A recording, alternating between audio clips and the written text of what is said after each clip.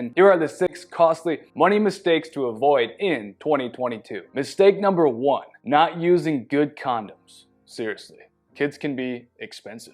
Oh. Diapers, ice cream, toys, the noise, college. I don't think I'd know.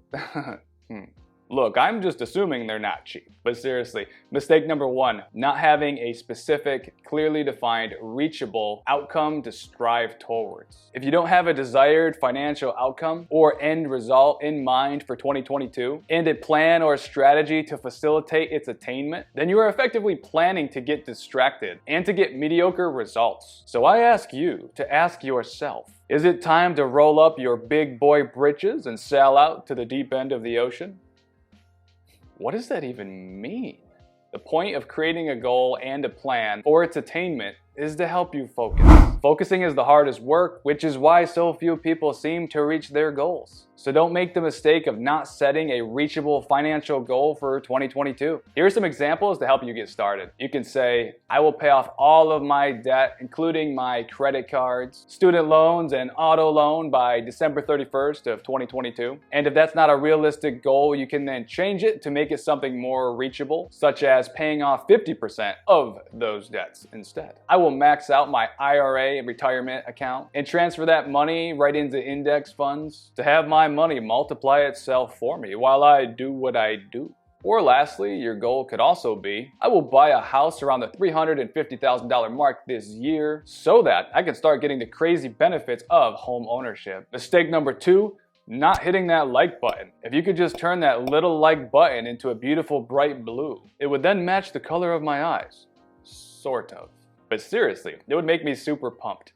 Thank you. Mistake number 2, not having an automatic system set up to save and invest your money without you having to even think about it. Saving between 3 to 20% of your income using an IRA or 401k, or just having an automatic withdrawal from your checking account right after you get paid, which then goes towards investments of your choice, should be automatic for you. Did you know that most millionaires have a simple system set up like this one?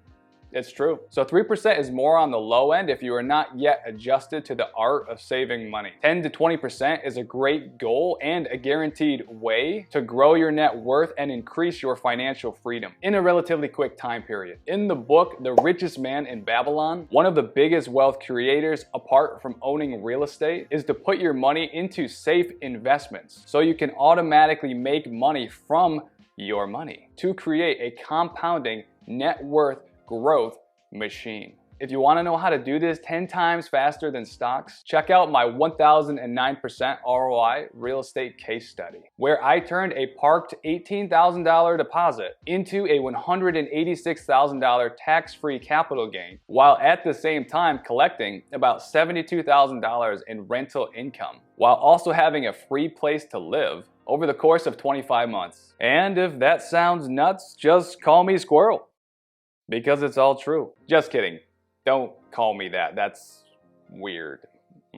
And those are not even all the ways I saved and made money from that single strategy alone. And it just happens to be a terrific free case study. And I go very in depth on how I did it and how anyone can do it, including you. Mistake number 3, falling out of sync with your significant other. It's so important to make sure that you and your significant other or partner are on the same page when it comes to your financial goals. If spending a couple $100s per month on non-essential items like impulse Amazon purchases, expensive takeout food, partying on the weekends, taking Ubers and Lyfts all over the place stays more important to you than automatically saving money to then use for investing, you will never get ahead in life, and you will constantly feel like you are on a hamster wheel just going round and round as we go and getting nowhere new, which is never a fun feeling. So have that talk with your partner or spouse and make sure that the goal you define is something you both can agree to and strive for and work together towards. Mistake number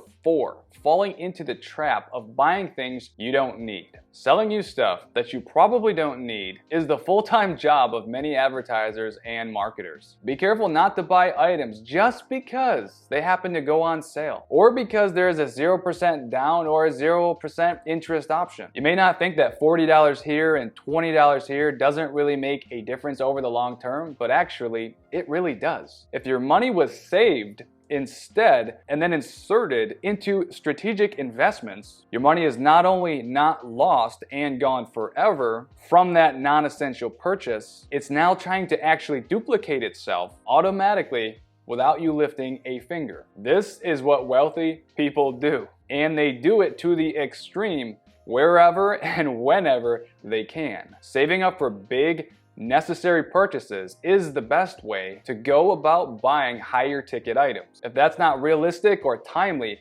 then, as a last resort, getting the lowest interest rate possible for essential items is the way to go. And you can do that by having a great credit score. Mistake number 5, forgetting to take legitimate tax deductions that you are entitled to. You can save money on your taxes when you take tax deductions. You can often write off medical bills, charitable contributions, health insurance bills, mortgage interest, property taxes, private mortgage insurance, and more. Make sure to ask your tax preparer or accountant to advise you on what deductions you can actually take. Any deductions that you take can lead you to potentially getting cash back in April when you file, and then you can take that cash and invest it strategically. So your money starts multiplying itself. Mistake number 6, not using your own personal power to do research and take action on your options. This might be the biggest mistake that we can all be considered guilty of, right? Not using your personal ability, your own personal time and energy to dig through your finances. And when I say finances, I mean cash in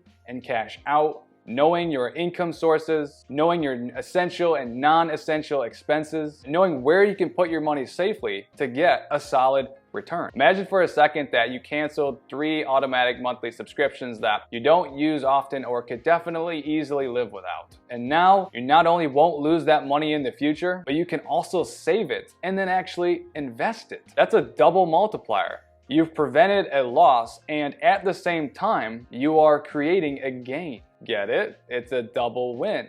And trust me, it can and will add up when you do it consistently. Look, being broke and not having self-control sucks. So do the opposite. Save a little bit, invest a little bit, and scale as you go to prove to yourself you can do it, because you can. So start right now. If you found this video valuable, spank that like button if you haven't already. It helps me to grow the channel, myself, and make better content for you. I appreciate it. Love you guys. Peace.